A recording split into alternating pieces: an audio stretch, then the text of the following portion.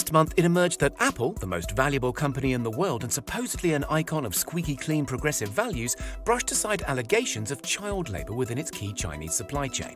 The suggestion is that a big Apple supplier named Suyin Electronics employed workers as young as 14 in the interests of keeping up with the ferocious appetite for Apple goods in the West.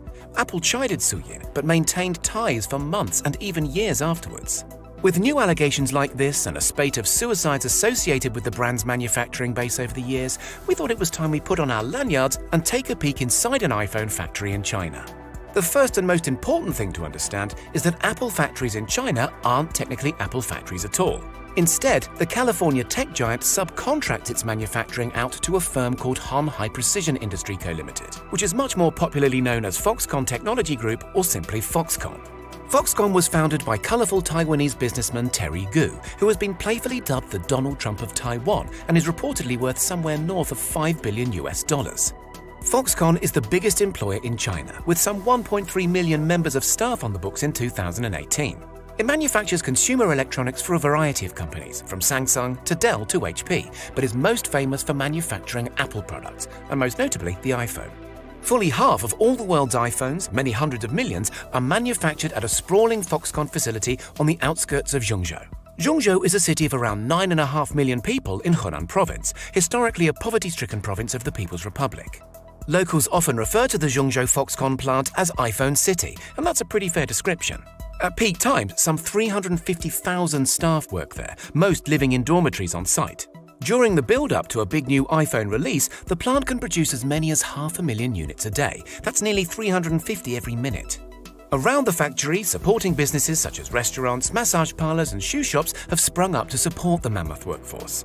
Inside the Zhengzhou factory, which is dedicated to the final stage of iPhone assembly, some 400 discrete tasks are broken down and carried out by its army of workers. Most employees will perform one task repeatedly over and over again, day after day.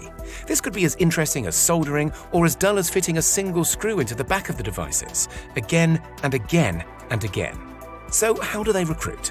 Back in 2017, a student at NYU called Dejian Zheng went undercover for 6 months at the Zhengzhou plant to investigate the labor situation.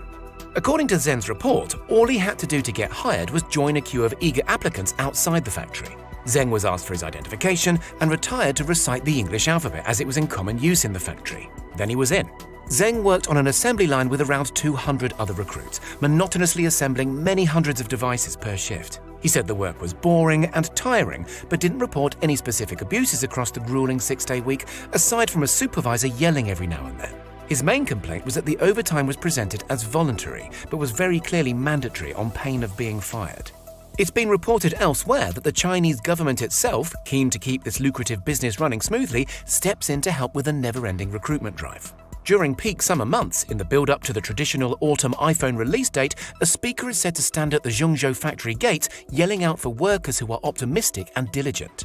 Hunan province even reportedly sets quotas for the numbers of workers that villages and cities should provide to keep the factory ticking over efficiently and effectively. The gender balance on the factory floor is said to be roughly equal, and the typical age of a factory worker is between 18 and 25, though interns are frequently as young as 16. And while underage workers have been found in Apple's supply chain, nearly a dozen 15-year-old children were discovered to be working across 3 factories according to one report. There are no reports that Foxconn's Zhengzhou facility was directly involved. Worker conditions in Zhengzhou, while not as brutal as sweatshops, do seem extraordinary to Western eyes. Factory workers stay close by the plant in dorm buildings up to 12 stories high, with 8 workers sharing a room, sometimes with only 1 bathroom per floor shared by as many as 200 people. US-based pressure group China Labor Watch discovered during undercover investigations that workers are actively forbidden from resigning their posts during busy peak times, but conceded that the most egregious allegations of brutality and bullying made by others have perhaps been overstated. One worker, whose role was wiping special polish onto the LCD screens, said she handled around 1,700 iPhones a day and that it was mundane work, but also that there were worse things to endure in life than monotony. However, the grind of working 6 straight days, only seeing family on Sunday if they happen to live locally, clearly takes its toll. The most common complaint about working at Foxconn in Zhengzhou is boredom. When NY student Zheng spent those 6 weeks on the production line, he said he quickly grew to hate it. Real workers, speaking anonymously, have claimed a high turnover of staff. After a year, people get bored or disinterested, claimed one. When that happens, they leave. Other Foxconn workers have said that, while building iPhones isn't exactly their childhood dream, the facility is no better or worse than other Chinese factories they'd worked at. Of course, there is a much darker side to the allegations leveled at Apple. Although not directly related to the assembly plant in Zhengzhou, it has been reported that Apple products have been made using forced Uyghur labor, an ethnic minority in China who endure horrific working conditions and even wage theft by unscrupulous overseers. According to the New York Times, lawmakers in the United States have proposed legislation designed to curb American companies' ability to use forced Uyghur labor. Apple, it is said, set out to weaken the bill. Although Apple, for its part, says it did not lobby against the legislation, but instead had, as the company puts it, constructive discussions with the relevant congressional staff.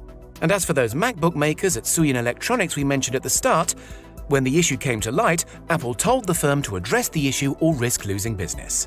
But Apple otherwise continued to work with Suyin for 3 years. Former members of the so-called supplier responsibility team at Apple told reporters from The Information that the Suyin incident wasn't isolated and that profits sadly seem to have been the driving force between decision-making. So what does the future look like for Apple and its labor practices? As living standards in China inevitably improve, so does the cost of labor, and so the factories may well move elsewhere.